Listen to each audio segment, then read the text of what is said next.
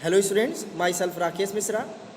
As you all know, this is the part second video of full review of sample paper that recently uploaded by CBSE for the session 2020-21 students. This is all about matter of class 12 subject biology and subject code 044. This should be understood by you. Subject code 044 is the subject code for class 12 biology students. So in previous video lecture you have learned whatever the instruction, guideline and the number of questions in the question papers. But in this video lecture you will learn how can you attempt the question that may be the 1 marks, 2 marks or maybe the 5 marks question. As you all know, the overall question paper is changed from session 2020-21 and the main motto of CBSE to enhance your logic thinking criteria. If you are not a logical person, if you do not use your mind, then you cannot do anything in your life. Before session 2020-21 and the previous session, overall 70 marks question may have the 1 marks 5 question, 2 marks 5 question, 3 marks 12 question, 1 4 marks question often called as value based question, and 5 marks question are 3 question. The 5 marks question are 3 in question paper. But from session 2020-21 and the before previous session, the question paper patterns get changed and it will also consist the assertion region type question that probably take your mind for few second or few second to few minutes in order to think the answer, in order to think the overall concepts. But if you do not still traditional with your using with your mind, then you cannot do so. You have required a lot of practice with the assertion region, true false and the basic concept like MCQs type questions. In that series, the review of question paper from the part 1 and part 2 and maybe the part 3 and part 4 will help you to enhance your criteria to think about the probable answer about the question paper. So after getting the review of each and every video, your doubt, your confusion and your all kinds of problems get resolved through the different kinds of video lecture. So be with the video. I hope you will get the solution to, that is question that I attempt to in different part of the sample paper that recently uploaded by CBSE can help you to understand the main motto of question paper and also you will get the solution of that question. So without delay timing, let back over the question paper and revise them thoroughly. In previous video lecture you have learned the revision of question number 1 to 4, probably 4 maybe the 3, but in this video lecture I will revise the biology question from question number 4 onward. So be with the video lecture and watch it till the ends in order to note down your concepts, note down your answer regarding the question. Keep in mind. So let back over the question number 4 and revise them thoroughly. Now back to question number 4. Name the gland that contribute human seminal plasma. Before question number 4, the question number 1, 2, 3 is over in previous video lecture.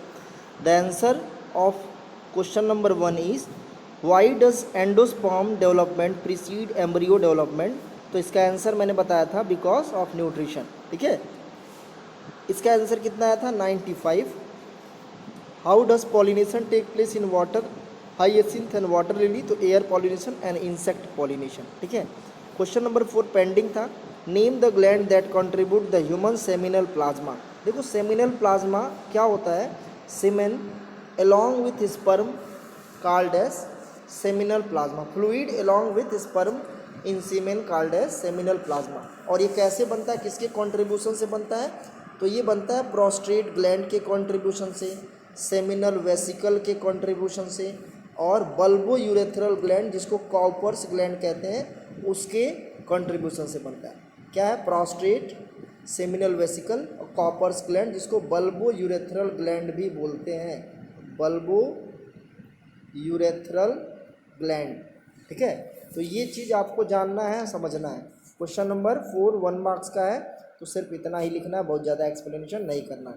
Question number 5 पे हम लोग आ गए हैं. Question number 5 क्या कह रहा है? A snapdragon plant with violet flower was crossed with another such plant with the white flower. In F1 progeny obtained a pink flower. Explain in brief the inheritance pattern seen in offspring F1 generation. अब student को यहीं पे confusion होती है, वो सोचते ये हैं कि ये 1 मार्क्स में है, क्या लिखें, कितना एक्सप्लेन करेंगे, ठीक है ना. और सबसे बड़ी चीज़ आपने पढ़ा होगा कि स्नैपड्रैगन में वाइट फ्लावर और रेड फ्लावर होता है, तो पिंक कैसे आया. देखो स्टूडेंट, अगर आपका कॉन्सेप्ट क्लियर है, मैं पहले बता दे रहा हूँ, तो इस तरह के क्वेश्चन की भरमार रहने वाली है क्वेश्चन पेपर में. इस तरह के क्वेश्चन ऐसे होंगे जिसमें आपको ये भी बोल सकता है कि let an example in which we represent the dwarf as capital T and tall as small T. What will be the progeny in F1. तो सभी स्टूडेंट टाल मार के चले आएंगे, ये नहीं है. ड्वार्फ कैपिटल टी बोल रहा है, तो और स्मॉल के लिए स्मॉल टी टाल के लिए बोल रहा है. जो बोलेगा वही करेंगे हम, ठीक है. एक्चुअल में क्वेश्चन पूछना है उनको, कॉन्सेप्ट उनको रखना है. आप 2 का टेबल पढ़ लेंगे, बाद में आपको पता चलेगा कि वो 2 रुपये भी हो सकते हैं. एक स्कूल में जाने पर 2 मार्क्स भी जोड़ने पड़ सकते हैं, पेजेस भी जोड़ने पड़ सकते हैं, घर में 2 रोटियां भी जोड़नी पड़ सकती हैं. मतलब आपका एप्लीकेशन कितना ब्रॉड है, थिंकिंग कितना अच्छा है, ये सब जो है क्लियर होगा आपका नॉलेज से. यहाँ पे क्या है, स्नैपड्रैगन प्लांट के केस में वायलेट फ्लावर पूछ रहा है, cross with another such plants with white flower in F1 progeny obtained in pink flower. यानी कि ये कह रहा है कि वायलेट फ्लावर का क्रॉस हो रहा है वाइट फ्लावर से, ठीक है, और क्या मिल रहा है, पिंक फ्लावर मिल रहा है. Explain in brief the inheritance pattern seen in offspring.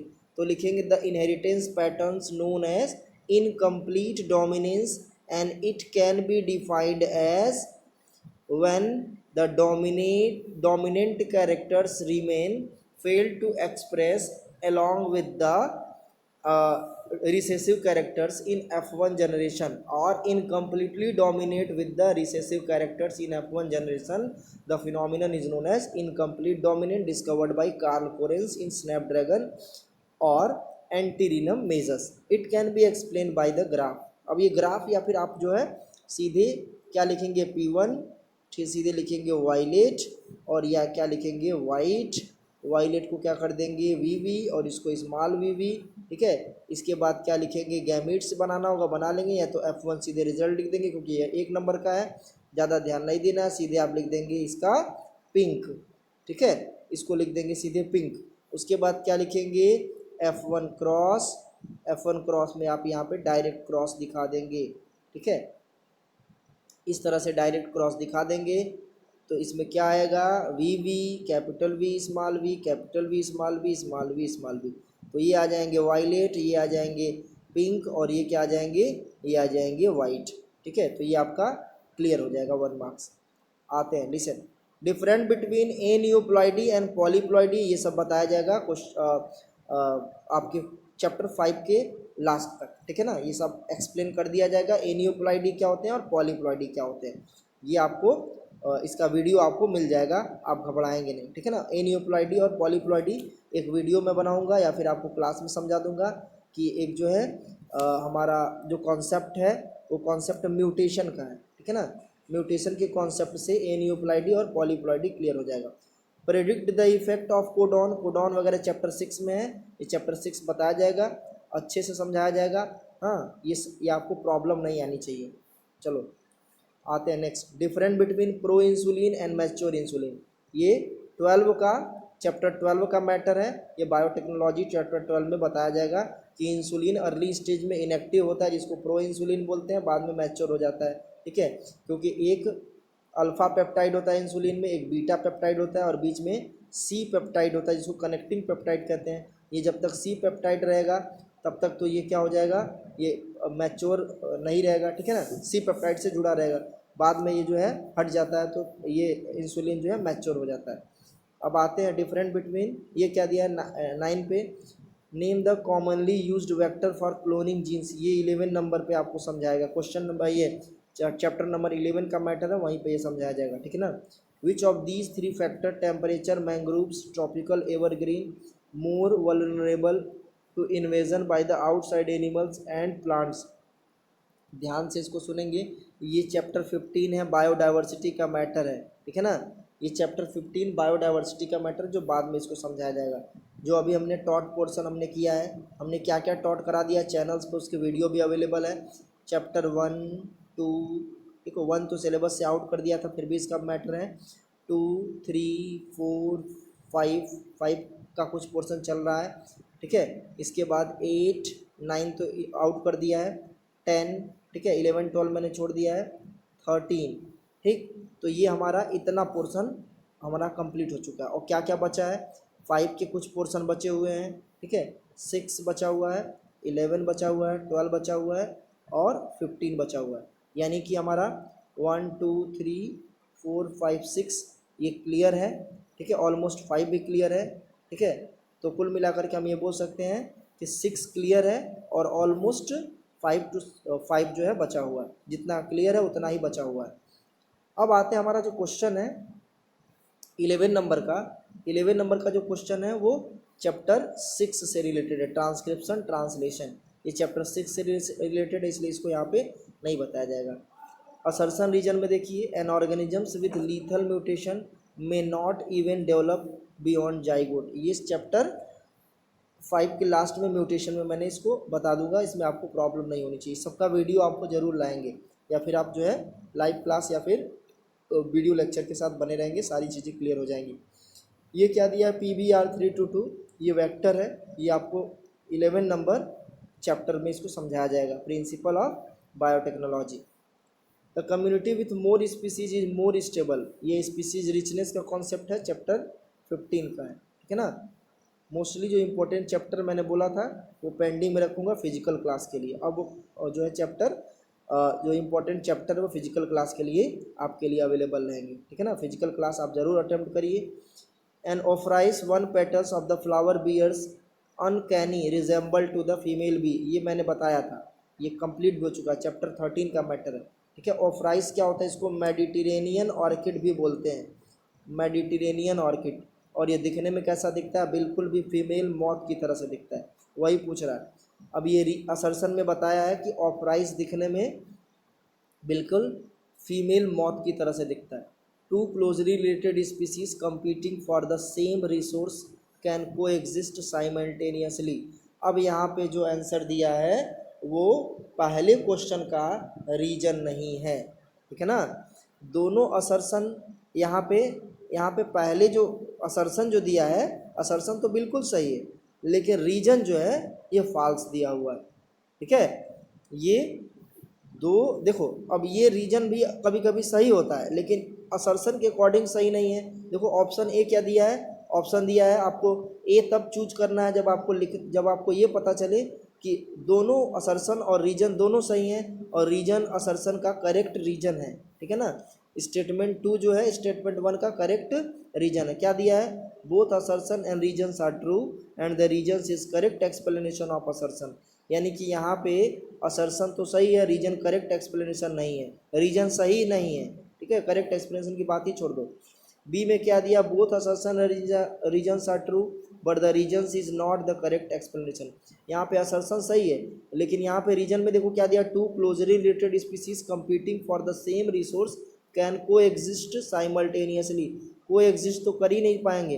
अगर 2 स्पीसीज क्लोजली रिलेटेड है, एक ए है एक बी है और एक ही फीडिंग हैबिटेट्स के लिए है, तो ये को एग्जिस्ट कहाँ कर पाएंगे। Competitive Gauss's competitive exclusion principle के अकॉर्डिंग एक्सेप्शन को नहीं लेंगे, लेकिन गासेस कंपटीटिव एक्सक्लूजन प्रिंसिपल के अकॉर्डिंग कि जो सुपीरियर वन होगा वो सर्वाइव करेगा और इन्फीरियर स्पीसीज जो है वो एलिमिनेट हो जाएगी।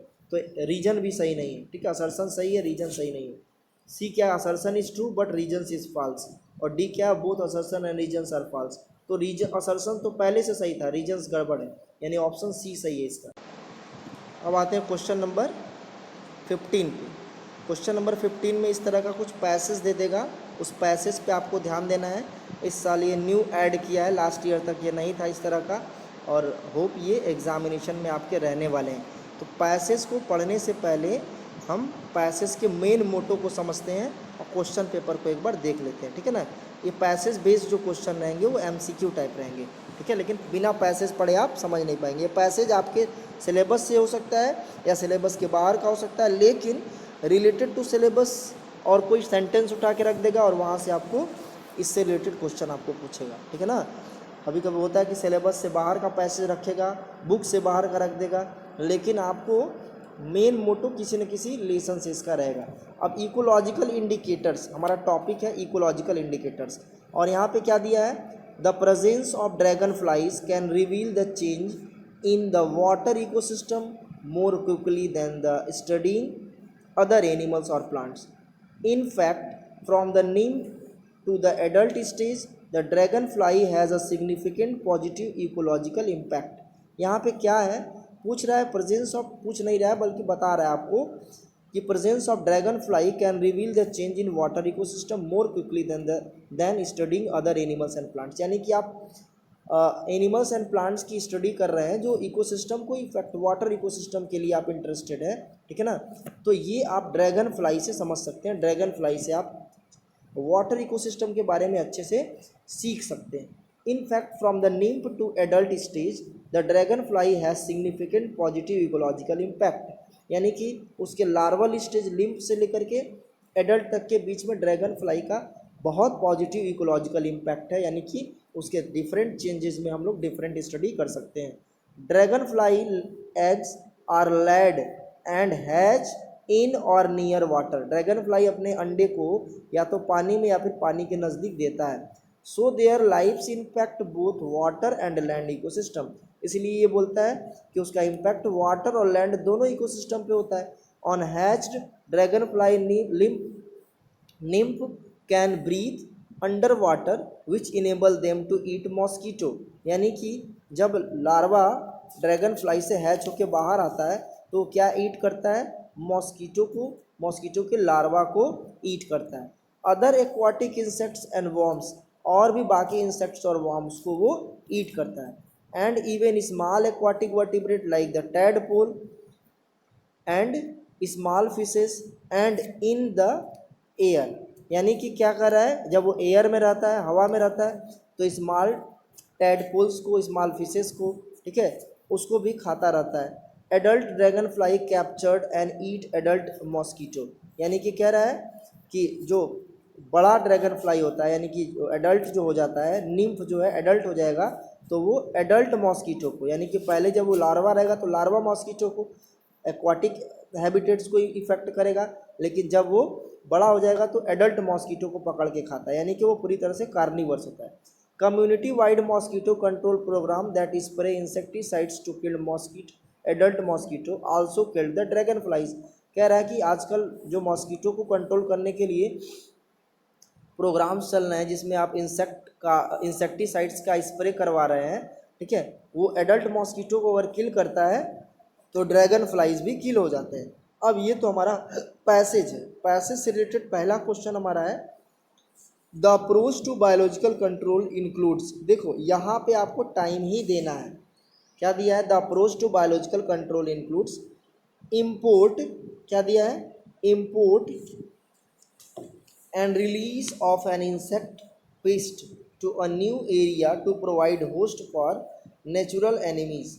कह रहा है import and release of an insect pest to a new area to provide host for natural enemies. यानी कि अगर इंसेक्ट एंड पेस्ट का हम इंपोर्ट कर दे रहे हैं, मतलब उसको अपने एक्चुअल एरिया से थोड़ा सा डिस्क्रिमिनेट कर दें, आइसोलेट कर दें, अलग कर दें और न्यू एरिया में पुट कर दे रहे हैं, तो क्या दिया, provide host for natural enemies. और ये नेचुरल एनिमीज के लिए होस्ट के चांस क्रिएट कर सकता है। Import and release of natural enemies from native home of an alien insect pest that has invade a new area। कह रहा है import and release natural enemies from native home to an alien pest। अब alien insect paste क्या होता है, जैसे मान लो कि हमारा नेचुरल हैबिटेट इसमें बाहर से कहीं से इंसेक्ट या पेस्ट अगर हम इंट्रोड्यूस कर रहे हैं तो उसको बोलेंगे एलियन पेस्ट, ठीक है ना, एलियन इंसेक्ट्स और paste has invade the new area. यानी कि अगर हम इंपोर्ट कर दें और नेचुरल एनिमीज़ को रिलीज़ कर दें, ठीक है, तो एलियन स्पीसीज आकर के इंसेक्ट या पेस्ट इन्वेड करके न्यू एरिया को कवर कर लेंगे। तो ये हमारा आंसर थोड़ा सा डाउटफुल लग रहा है। Preservation of natural enemies predators and parasitoids that are already established in the area. अब ये प्रिजर्वेशन कौन करता है भाई, ये तो सही नहीं है। प्रिजर्वेशन प्रीडेटर्स और पैराटॉइड्स का, पैरासिटॉइड्स का, कौन प्रीडेटर्स और पैरासिटॉइड्स का प्रिजर्वेशन करता है, ये तो पॉसिबल ही नहीं है। ठीक है, use of insecticide to reduce alien insect pest to establish new equilibrium position, ये भी सही नहीं है। इंसेक्टिसाइड का पेस्ट करें, इंसेक्टिसाइड्स का अगर यूज करेंगे, ठीक है, तो एलियन इंसेक्ट या पेस्ट हो चाहे लोकल इंसेक्ट या पेस्ट हो, सब मरेंगे। ठीक है, तो कुल मिलाकर के हम ये बोल सकते हैं कि ऑप्शन ए मोर रिलीवेंट है। ऑप्शन बी सी डी अपनी जगह पे सही है, डी को या बी को छोड़ दें तो ये सी जो है कुछ अपनी जगह पे सही है, लेकिन मोर रिलीवेंट की बात करें तो ऑप्शन ए सही है। ठीक है, अब ये क्या दिया है, to diseases less likely to occurs in a region with plenty of dragonfly. कह रहा है कि दो डिजीज़ तो ज़रूर होंगे, ठीक है, जिस रीजन में ड्रैगन फ्लाई, ठीक है, टू डिजीज़ इज़ लेस, यानी कि दो बीमारियां हैं वो कम होंगे जहाँ पे ड्रैगन फ्लाई होगा। कौन कौन, yellow fever and amoebiotic dysentery, amoebic dysentery, malaria and yellow fever, anthrax and typhoid, cholera and typhoid. यहाँ पे देखो ध्यान से बेटा, हमको क्या जानना है कि ड्रैगन फ्लाई के रहते समय क्या होता है। ड्रैगन फ्लाई के रहते समय मॉस्कीटो कंट्रोल में रहते हैं, क्योंकि ये मॉस्कीटो के लार्वा को भी खाता है और साथ साथ जो है एडल्ट मॉस्कीटो को भी खाता है। तो मॉस्कीटो से फैलने वाली जो बीमारियां हैं उसमें येलो फीवर एंड मलेरिया है।